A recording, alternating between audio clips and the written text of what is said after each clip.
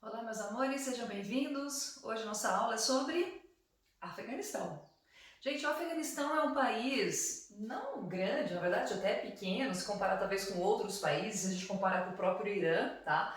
Ele tem até muitos geógrafos que vão dizer que o Afeganistão nem faz parte do Oriente Médio, então talvez vocês encontrem algum tipo de material dizendo que ele faz parte da Ásia Central. E geograficamente não está totalmente errado, tá? O Afeganistão, aliás, ele se assemelha muito mais com outros paizinhos que ficam mais aqui ao norte, ó, que é aqueles dessa região da Ásia Central, que é o Quirguistão, Tajiquistão, como é que é? Turcomenistão, tá? Aqueles tão da vida que tem ali nessa Ásia Central. O Afeganistão, ele, digamos que se assemelha um pouco mais com esses países do que com outros. Gente, detalhe, o Afeganistão não tem petróleo, tá? Essa é outra característica que o diferencia do restante dos países do Oriente Médio. Eu lembro que se eu pegar a maior parte, né, aqui embaixo, Arábia Saudita, Emirados Árabes, Omã, Síria, um pouquinho mais para cá, todos eles vão ter petróleo. O Afeganistão não. O Afeganistão ele vai ser um país montanhoso, então de difícil ocupação, não é uma área de planície que poderia ser mais fácil, por exemplo. É um país mais desértico, tá? Então ele é um país muito seco,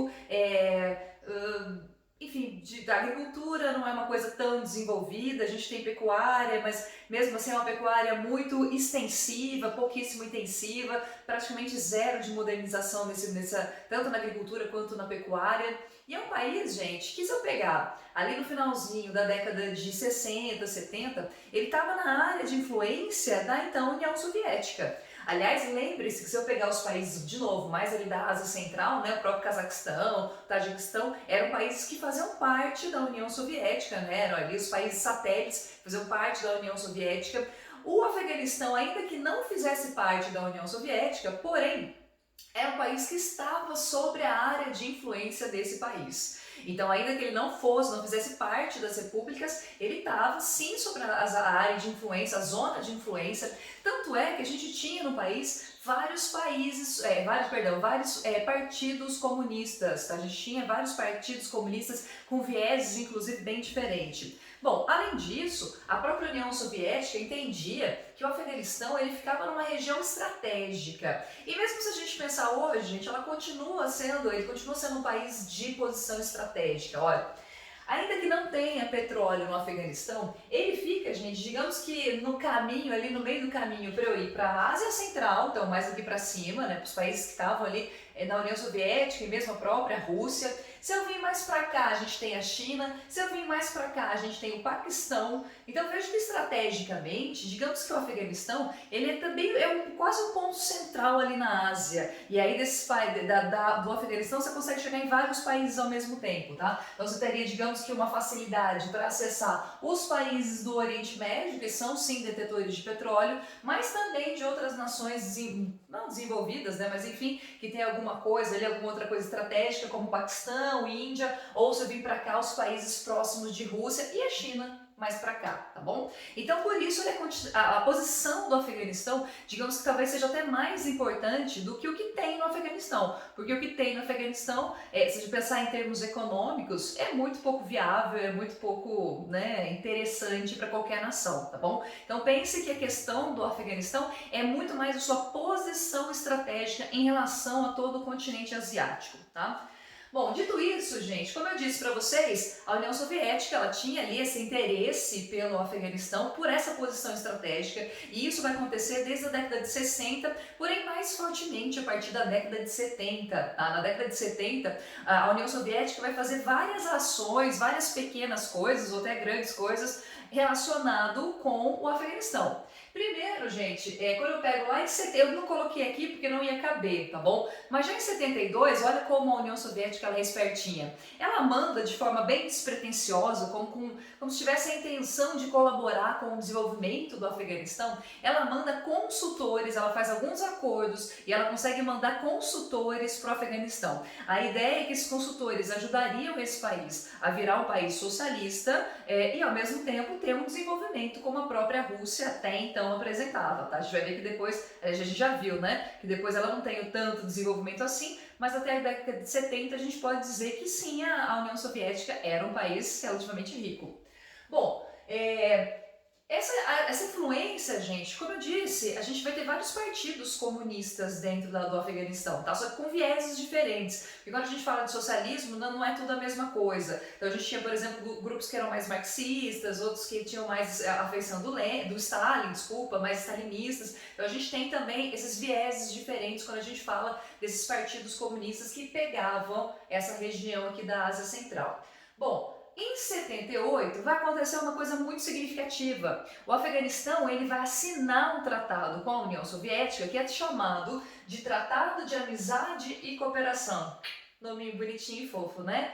Esse tratado, gente, era de novo para você continuar tendo essa cooperação entre os dois países, mas meio que dava por uma liberdade para a União Soviética, ou ela entendia que ela tinha essa liberdade para intervir em alguns setores ali do Afeganistão. Então, o Afeganistão ele aceita isso até então, a população até que aceita também, não é um grande problema. O problema vai começar depois de 78, tá? Um pouquinho antes de 79, entre 78 e 70, finalzinho de 78, começo de 79. Por quê?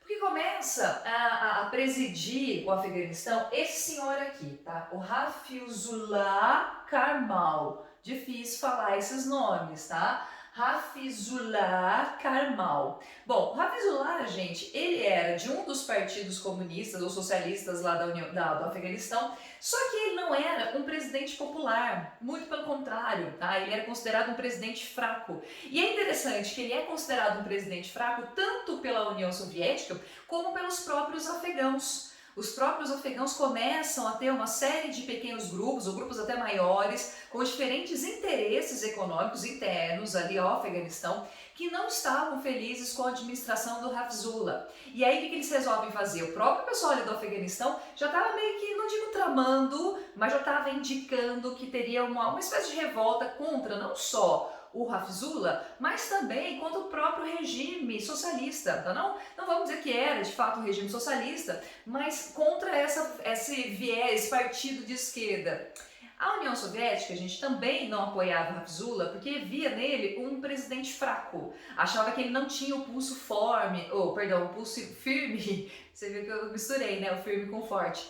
Ele não tinha o pulso firme para manter a paz e para manter a própria estabilidade do país. Por isso, quando a União Soviética vê essa instabilidade, vê vários grupos indo contra o Hafizullah e vê a forma como o Hafizullah agia, o que a União Soviética faz? Em 79, ela invade o Afeganistão. Essa invasão ela é feita tanto por terra quanto por ar. Eles tomam Cabul, que é a capital do Afeganistão. E quando eles tomam Cabul, gente, quando eles vão ao palácio para derrubar o presidente, é interessante que a guarda armada do presidente tenta resistir, não consegue, tá? A resistência foi bem feroz, aparentemente, porque eu vi em vários lugares, teve uma resistência super feroz, só que breve, coitadinhos, né? Não deu muito o pau ali pro exército vermelho, claro, né? Não ia dar mesmo. Bom, uma vez que eles invadem, eles conseguem tirar o presidente do poder de forma até que rápida. Só que aí, gente, nós vamos começar a ter, digamos que uma união do povo do Afeganistão, que até então estava contra o Hafizullah, estava contra o regime, estava contra o Partido Comunista.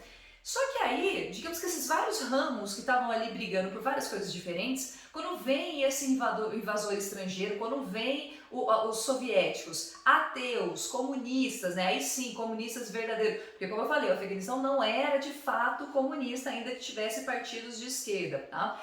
Quando eles veem esse invasor de fora, ateu, gente, população que era assim muçulmana, que era assim religiosa, se volta completamente contra os soviéticos, tá? E aqui é uma coisa muito interessante, porque os soviéticos, eles começam a presenciar uma resistência que podemos dizer que desde os nazistas eles não viam, tá? Então aliás, foi a primeira vez desde a Segunda Guerra Mundial que eles saem do seu território, tá bom? É importante a gente ressaltar isso também, que a União Soviética nunca tinha invadido outro país que não a Alemanha na Segunda Guerra Mundial, e aí é a segunda vez que eles fazem. Se a primeira vez lá em 40 e tantos deu muito certo, aqui não vai dar muito certo não. A população se une, tá? Então tem uma grande união dos afegãos contra os soviéticos. E aí vai surgir um outro grupo de rebeldes, tá? Os grandes rebeldes do Afeganistão, dessa resistência contra os soviéticos, que tem um nome muito bacaninha, que são os Mujahedin, fica mais certo. Mujahedin. Dificuldade de falar árabe, gente. Bom, esse grupo de rebeldes, que aliás tinha por trás deles um outro conceito que a gente vai ver quando vocês assistirem o vídeo do Iraque, que é a jihad. O que é a jihad? Jihad, gente, aliás, é um termo que é muito usado por nós do Ocidente, mas que tem muitos muçulmanos que não concordam com esse termo, tá? A jihad, uma das interpretações dela, que inclusive alguns muçulmanos vão dizer que é uma interpretação errada, mas que é muito utilizada, né, por outros, jihad, gente, é como se fosse uma espécie de guerra santa. Então seria uma forma é como se esse grupo de muçulmanos sunitas, é importante afirmar que eles são sunitas, eles acreditam que eles precisam lutar para que as leis de Alá permaneçam sobre a terra ou prevaleçam sobre a terra. E eles acreditam que para isso, para lutar, né, para que as leis de Alá permaneçam, eles, se tiver que usar violência, eles vão usar violência, tá? Então a jihad é essa ideia de alguns grupos muçulmanos, aí sim mais extremistas. Lembra daquele vídeo lá sobre Israel, ou perdão, sobre o próprio, quando a gente fala dos xiitas e sunitas? Eu falei pra vocês, xiitas não necessariamente são radicais, tá? Eles só têm, digamos que eles são mais fundamentalistas sim, mas eles não são radicais e muitos nem são violentos. Já esses muçulmanos que têm essa história da jihad, eles sim, têm um viés bem mais violento e eles falam isso abertamente, tá? Se eles precisarem agir de forma violenta, com bomba, com atentado, eles partem para cima. Bom, os mujahedin, gente, eles começam então a lutar contra os soviéticos. Mas veja bem, vamos ver. Você está lá em 79. 79, 80, a União Soviética ela já estava perdendo a sua força, mas ainda tinha um poderio militar, né, um arsenal militar gigantesco. Isso é inegável. Só que, gente, para você lutar com esse grupo de pessoas super ricas, você tem que ter estratégias, né? Você não pode querer lutar de igual para igual com a União Soviética, com o exército soviético. Meu, os caras são, né, puta exército do caramba. Então, como é que você luta? Eles começaram a usar estratégias de guerrilha. Lembra que a gente viu ainda antes de sair para essa pandemia chatinha? Chatinha não, chata pra caramba, né? Quando a gente fala da guerrilha, é uma forma de conflito em que, em vez de você lutar diretamente com o seu inimigo, você luta de forma meio escondida, né? Você faz ataques surpresas, você sempre faz alguma coisa se aproveitando do território, e aí você vai minando as forças desse inimigo até que ele vai realmente perdendo cada vez mais o seu poderio ou mesmo os seus territórios. Bom, aqui cabe também a gente salientar que os mujahedin eles tiveram uma ajuda muito importante, porque ainda que você use a guerrilha, você está lutando contra a União Soviética, tá? Se eu estou falando de União Soviética, significa que nós ainda estamos na Guerra Fria, e se a gente ainda está na Guerra Fria, gente, se um país se mete no meio, se um hegemônico se mete, o outro também vai se meter. Então, se a União Soviética estava no meio, claro que os Estados Unidos, de alguma forma, estava ali no meio também, tá? Alguns vão inclusive afirmar que o Afeganistão representou para a União Soviética a mesma coisa que o Vietnã representou para os Estados Unidos. Lembra que a gente já aprendeu que enquanto no Vietnã, né, eles ficaram também muitos anos em conflito e os Estados Unidos achou que era uma disputa rápida, só que não foi algo desgastante, morreram vários soldados, a população americana começou a se virar contra essa guerra e a gente teve por baixo dos panos ali a ajuda, sim, soviética. E como que os soviéticos ajudavam? Com armas. No caso dos Estados Unidos, vai ser a mesma coisa. Os Estados Unidos eles vão fornecer para vários desses grupos rebeldes, entre eles os mujahedin, eles vão dar literalmente armas, lançadores de mísseis, enfim, tudo, dinheiro, tá? Tudo necessário para você combater a União Soviética, mesmo que seja dessa forma com guerrilhas, tá? Então os Estados Unidos, gente, teve um poder gigantesco aqui e é por isso que os mujahedins conseguiram, sim, se voltar contra o Exército Vermelho e combater praticamente de igual para igual, ainda que usando outras estratégias, tá? Gente, os soviéticos, em 89, vamos relembrar 89. 89 a gente já tinha como presidente lá da União Soviética o Gorbachev, a gente já tinha tido a perestroika, a gente tinha tido a glasnost, a União Soviética já dava na cara, aliás, né, gente, é praticamente o fim, né, se vocês se recordam, já dava muitos sinais, desde o começo de 80, que ela já estava lá, indo ali pro fundo do poço, e aí o próprio Mikhail Gorbachev, em 89, ele assume que a guerra do Afeganistão foi um grande erro, e ele retira o exército soviético das terras, do território lá do Afeganistão, tá bom? Gente, é importante a gente lembrar que o Afeganistão para a União Soviética foi muito impactante, tá? Impactou demais o país. O país perdeu dinheiro, perdeu, obviamente, homens, né? Vários combatentes morreram, foi um desperdício, não teve nada, não teve, estrategicamente não obteve nada, nenhum território, porque depois ele se retirou. Financeiramente não tinha nada, porque não tinha petróleo, não tinha coisa nenhuma. Então realmente foi uma grande cagada da União Soviética fazer isso, tá? Bom, entre os vários combatentes, que são os rebeldes que lutaram contra a União Soviética, nós vamos ter, entre eles, lá entre vários deles, nós tivemos um que ficou famoso. Um que ficou famoso, gente, por lutar, sim, e pelo empenho com que ele lutava, pela forma com que ele assumiu o islamismo, pela forma das jihadis que ele assume também, que é o nosso, não vou dizer querido, porque um ser desse também não posso chamar de querido, mas o nosso conhecido, famoso Osama Bin Laden. Gente, Osama, Zaminha, Bimbim, esse aqui, olha, é do olho junto. Lembram dele? Não sei se eu já contei essa história para vocês. Osama Bin Laden, ele não era Afeganistão, tá? Na verdade, o Osama Bin Laden, ele é de uma família saudita. E essa família saudita do Bin Laden não é uma família pobre, não. Muito pelo contrário, é uma família riquíssima. A família Bin Laden, até hoje, gente, é dona de multinacionais, é dona de bancos, é uma das famílias mais ricas lá da Arábia Saudita. Inclusive, o pai dele dizem que deu dinheiro para ele por muito tempo. Só que na década de 70, no finalzinho de 70, né, começo de 80, olha que como a história às vezes é muito louca, né?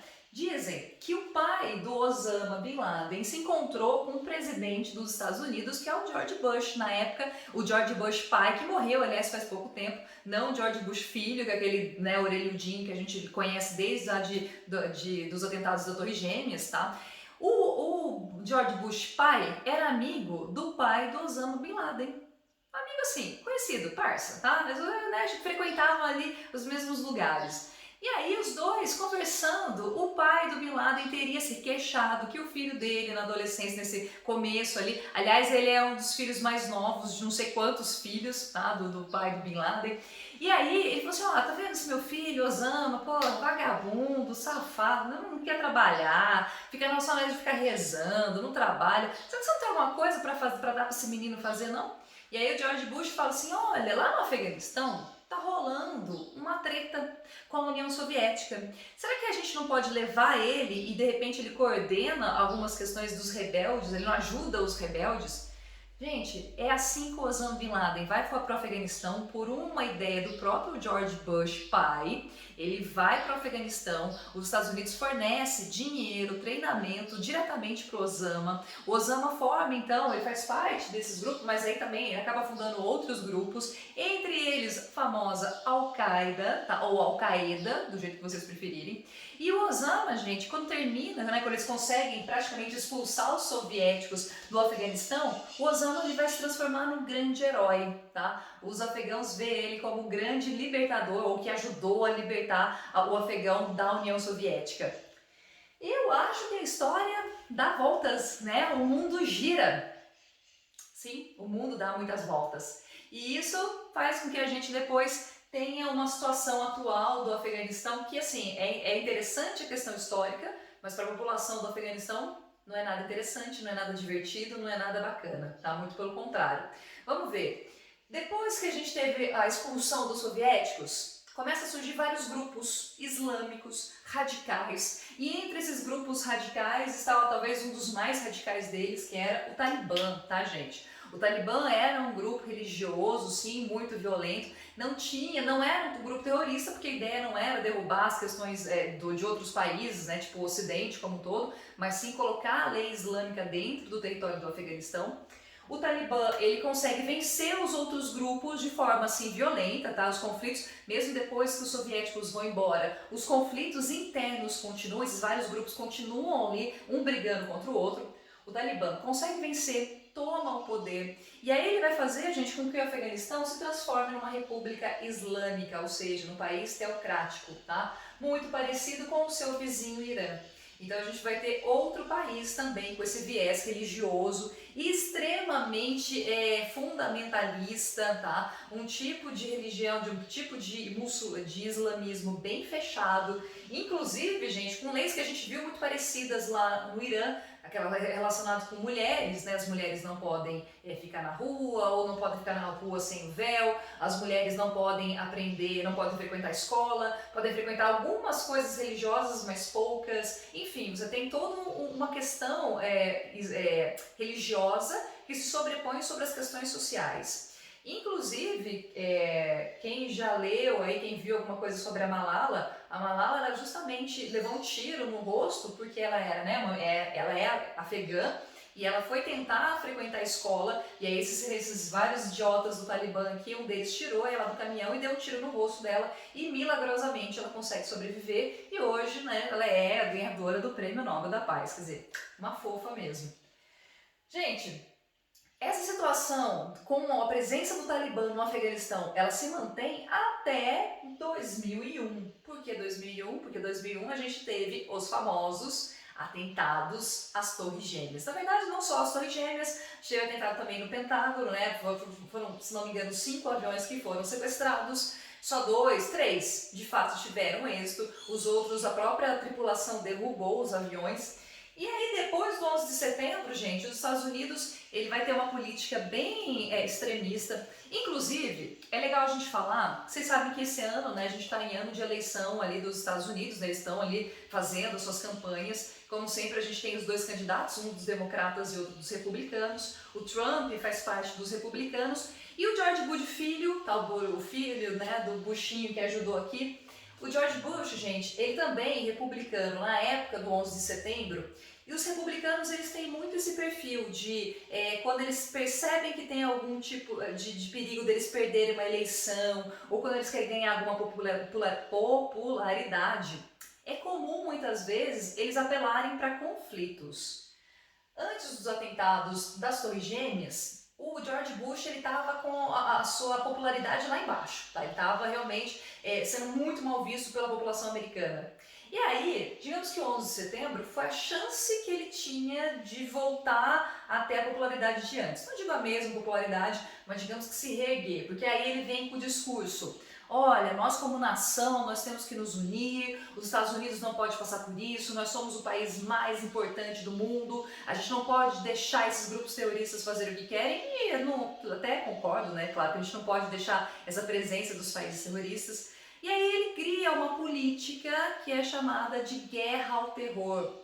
Guerra ao terror, gente, é uma coisa muito absurda, porque veja bem, o próprio governo dos Estados Unidos dá direito a ele de invadir qualquer país toda vez que a sua segurança estiver ameaçada. Então, toda vez que eles acham que tem qualquer, sei lá, uma ameaça terrorista, alguém está ameaçando ele de alguma forma, nem que nem tenha ameaçado de fato, né, não tenha tido um atentado, mas se tem um grupo que falou tal coisa, se eles se acharem no direito, eles podem invadir o país. Mesmo que o país não seja a favor, eles podem invadir, pelo menos até aquele momento, né, com a guerra ao terror, e com isso eles podem, enfim, fazer o que eles sempre fazem. Depois do 11 de setembro e com essa política de guerra ao terror, os Estados Unidos vai eleger um grupo de países que ele vai ter um nome que parece uma coisa do Star Wars. Ele vai dizer que aqui a gente tem os países que são o eixo do mal. E aí quem faz parte do eixo do mal? Iraque, Coreia do Norte, claro, a Líbia, que é um país ali na África, tá, ditatorial até então, e o Afeganistão. Tá? O Iraque, desculpa, falei já o Iraque? Bom, fica o Iraque também. Então esses grupos de países eles seriam então o novo eixo do mal. E aí os Estados Unidos se dá o direito de invadir o Afeganistão. Enfim, se não sei a opinião de vocês, eu nunca acho que seja correto a gente invadir outros países, né? A não ser que o próprio país peça por alguma questão. Tudo bem que nesse caso a gente teria que derrubar de fato o regime do Talibã, que era um regime cruel, é um regime péssimo. Então eu acho assim, tem alguns pontos positivos e alguns pontos negativos da invasão do Afeganistão. Com a invasão do Afeganistão, a gente tira o Talibã do poder, isso é uma coisa positiva. Só que em contrapartida, gente, o Afeganistão, mesmo depois que os Estados Unidos retira suas tropas, se não me engano em 2010, mesmo assim, o Afeganistão não tem paz, tá? Não é um país verdadeiramente pacífico. Vira e mexe, a gente tem grupos que é ainda ligado ao Talibã ou a grupos semelhantes ao Talibã que fazem atentados terroristas. Você não tem uma estrutura social, política e econômica no país. O país apresenta um dos piores índices de IDH, se não me engano é 0,346, tá? Ou alguma coisa do gênero. Ele tem índices de analfabetismo gigantesco entre homens e, obviamente, entre mulheres, já que elas não podem frequentar as escolas. A economia é uma economia principalmente do setor primário, principalmente pecuária, de cabras, tá? Uma população extremamente pobre, carente, né? Então é um país que realmente, desde da década de 70, por várias questões, essa guerra que ela sofreu primeiro com a União Soviética e depois com esses confrontos com os Estados Unidos, gente, não tem como nenhum país do mundo conseguir se desenvolver. Então isso é um problema muito sério. Não adianta você invadir o país e ajudar a tirar uma coisa do poder e não estabelecer a ordem ou não dar alguma outra ajuda ou que seja humanitária, tá? Só um detalhinho, gente, eles conseguiram sim pegar o Osama Bin Laden, tá? Vocês lembram disso? O Osama Bin Laden ele foi sim preso, só que ele não foi preso no Afeganistão. Por que não? Gente, o Osama diz que é duas coisas, tá? Primeiro que o Osama, ele ainda era visto como herói. Então, depois da guerra contra os soviéticos, ele ainda era tido como herói.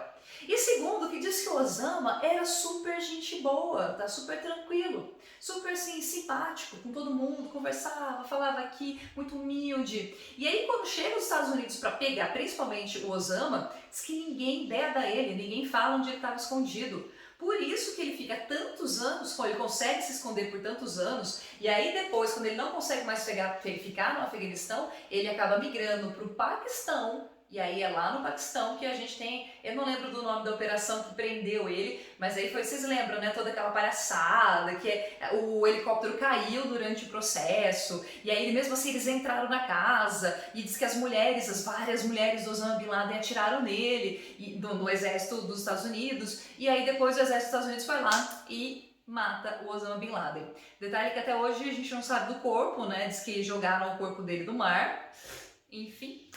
Teorias da conspiração, com certeza, e aí eu deixo para vocês pensarem aí nessas teorias, tá bom? Gente, é isso sobre Afeganistão, espero que tenha ficado claro, espero que vocês tenham entendido.